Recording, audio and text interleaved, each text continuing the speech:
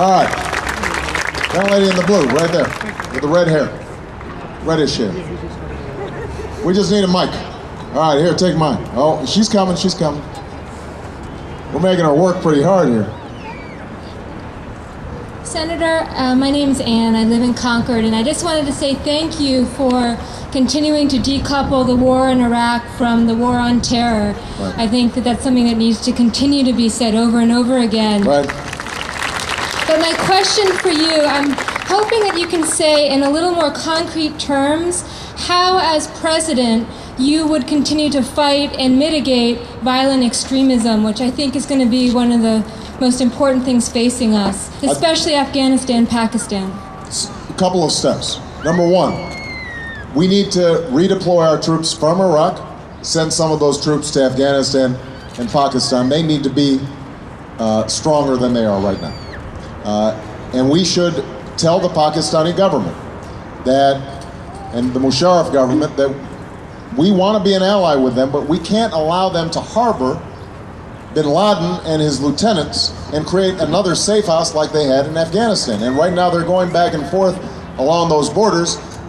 If the Pakistani government can't take them out, the United States government should. And when Donald Rumsfeld in 2005 made a decision not to send them in, that was a tragic mistake. So that's step number one. Step number two is that part of the consequence of Iraq has been to make it more difficult to cooperate with other nations in terms of cutting off financial supplies to these terrorists, to cut off, to share intelligence between various countries. That's something that, as President of the United States, I want to make sure that we're doing more effectively. Conceptually, there are only about 20,000, let's say, active extremists. Now, that, I don't have the precise number, but it's in that range. Most intelligence estimates are that there are anywhere from 10,000 to, let's say, 30,000 people who are actively involved in extremist movements.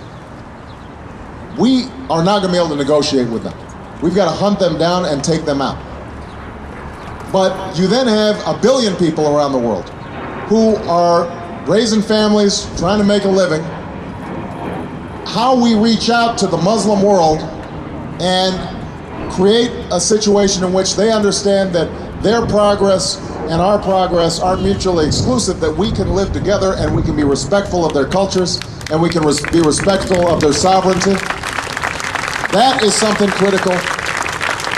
And that's, as I said, if we start investing more, right now, those madrasas in these regions that are producing young people who are willing to engage in suicide bombings, that's the only school they have.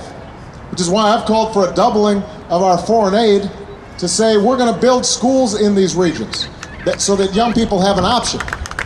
We're going to invest in helping to prop up failed states like Somalia and giving them some sense of rule of law so that terrorists don't have enclaves that they can control. Those preventive activities are just as important, if not more important, than us sending military officers in there. And, interestingly, the people who understand that best is the United States military.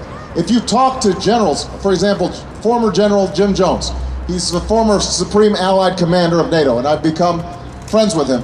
He talks like a doctor about an ounce of prevention versus a pound of cure. He says if we invested money in conflict resolution, digging wells in neighborhoods, building schools, that reduces the need for us to engage in the kind of armed conflict that is much more costly, both in terms of life and in treasure. Now, the last thing I'll say is we still have work to do on homeland security. We still haven't hardened chemical plant targets. We still haven't dealt with port security. Those are the 9/11 Commission reports. What are we waiting for? It's been 6 years. Let's go ahead and get that done. And as President of the United States, I will get it done.